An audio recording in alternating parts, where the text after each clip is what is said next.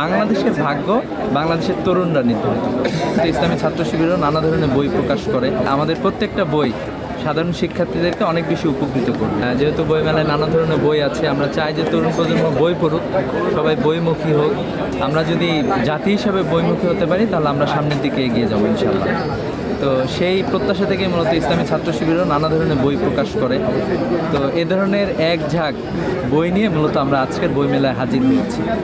আমরা বিশ্বাস করি যে আমাদের প্রত্যেকটা বই সাধারণ শিক্ষার্থীদেরকে অনেক বেশি উপকৃত করবে। এখানে ক্যারিয়ার, বিজ্ঞান, সমসাময়িক অবস্থা, শিক্ষা, নানা ধরনের বই আছে।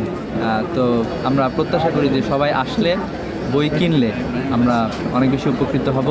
জাতি হিসেবে আমরা সামনের দিকে এগিয়ে যাব। ফ্যাসিস্ট আমলে তো মূলত ফ্যাসিস্ট আসলে যারা প্রকৃত বাংলাদেশপন্থী তাদেরকে আসলে কোনো ধরনের কার্যক্রম পরিচালনা করতে দেয় না, এবং যাদেরকে তারা ভয় পেয়েছিল তাদেরকে মূলত কার্যক্রম পরিচালনা করতে দেয় না। আসলে মেধা, মনন আসলে ঠেকায় রাখা যায় না, মানুষ সামনের দিকে এগিয়ে যায়। তো এই চেষ্টাটা আসলে আমাদের বরাবরই ছিল যে আমাদেরকে হয়তো বইমেলায় আসতে দেয় নাই, কিন্তু আমরা আমাদের বইগুলো কিন্তু পাবলিশ করেছি, সাধারণ শিক্ষার্থীদের সাথে পৌঁছে দেওয়ার চেষ্টা করেছি। তো এই জন্য আমরা মনে করি ফ্যাসিস্টদের যে চেষ্টা ছিল এই চেষ্টা আসলে সফল হয় না। জুলাই অভ্যুত্থানে প্রায় 2000 মানুষ আপনার চোখের সামনে, আমার চোখের সামনে মারা গিয়েছে। তাদের বিচারটা হোক, এটা মূলত আমরা চাই। যে বিচারহীনতার যে সংস্কৃতি, যে আমি কাউকে মেরে ফেললাম এটার কোনো বিচার নাই, আমি কাউকে গুম করলাম এটার কোনো বিচার নাই, আমি কাউকে খুন করলাম এটার কোনো বিচার নাই, এই সংস্কৃতি থেকে আসলে আমাদেরকে বেরিয়ে আসতে হবে। এই জন্য আসলে ইসলাম এটাই মূলত শেখায় যে আসলে যে যা অপরাধ করছে তার শাস্তিটা যাতে সে পায়। আমরা এই শাস্তিটুকু চাই।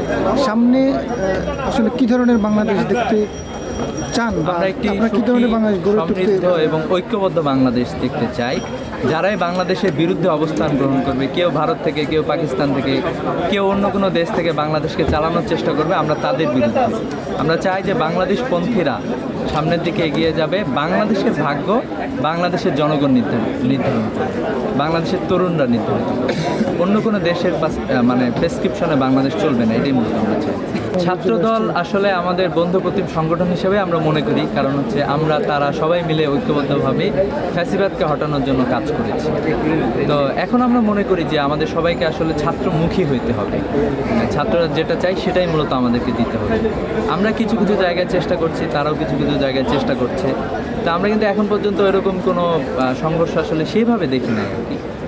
যদিও দু একটা বিচ্ছিন্ন ঘটনা ঘটেছে কিছু কতিপয় কর্মীর কারণে।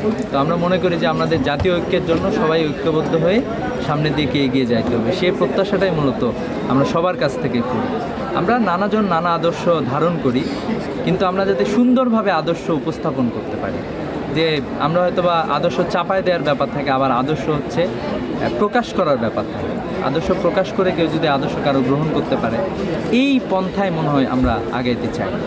এখন কিন্তু আসলে ওইটা সম্ভব না যে বিশ্ববিদ্যালয়গুলোতে আবার গেস্ট রুম প্রতিষ্ঠা করা। আমরা মূলত ওই কালচারটা চাই না, যে আবারও জোর প্রয়োগ করে মিটিং মিছিলে নিয়ে যাওয়া, গেস্ট রুমে ভয় দেখিয়ে প্রোগ্রাম করানো, দল করানো, এটা যাতে না হয় এই চেষ্টা চাই সবার।